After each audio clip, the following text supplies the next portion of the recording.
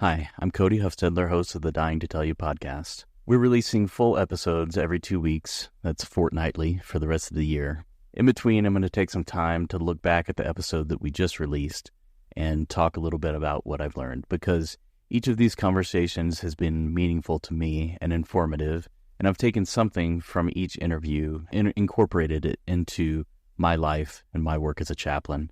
I think it might be worth sharing what I'm learning from this project. Aaron's interview was quite some time ago, but I do think about him a lot in the course of a typical week. Specifically, I think about him describing getting his diagnosis and how he wrestled with it. Salman Rushdie says, "Those who do not have power over the story that dominates their lives, power to retell it, to rethink it, deconstruct it, joke about it, and change it as times change, truly are powerless." The ability to incorporate a new plot twist into the story of our lives is a skill that often has to be learned in the most difficult of times. Part of the work of palliative care is to help people begin to reshape the story and incorporate the new diagnosis into the story of their lives. One of the moments that gets me every time from Aaron's interview is where he says there's a fine line between acceptance and resignation. Resignation sometimes masquerades as acceptance. Resignation is able to admit the fact of the new diagnosis, but the mindset is different than acceptance. Resignation is though the story I thought I was living has been ripped from me, and now I'm left with the consolation prize. Acceptance is holding the story I think I'm living lightly enough that when the story turns out to be different than I expected, I look for the possibilities. I rethink the story, I deconstruct the story, I joke about the story, and I change the story to incorporate the new information. Resignation and acceptance. I think it's the difference between being a victim and being empowered.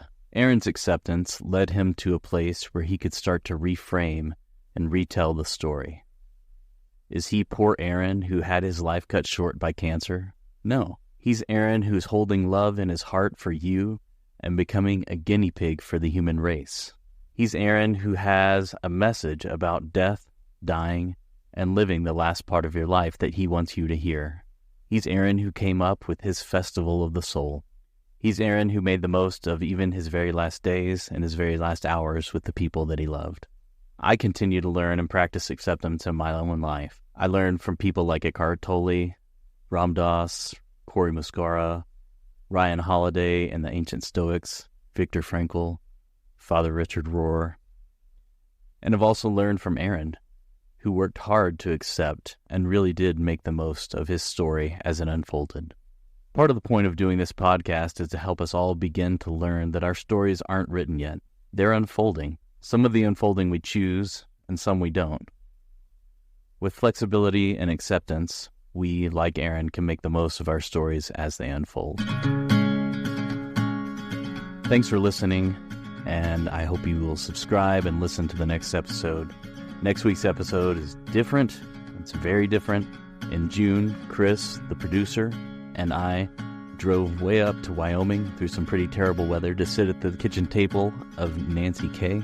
It was a great conversation, a lovely lady, and I think you'll really enjoy the conversation we had. As always, if you or someone you love are living with a serious illness and would like to share your story, please get in touch with us. There's probably 20 different ways. We're on social media. You can get onto our website, dttypodcast.com, or you can email us at dttypod@gmail.com. Most of you probably know my phone number, so you can call or text me. But please do get in touch. We want to interview you and share your story with the world. Thank you very much for listening.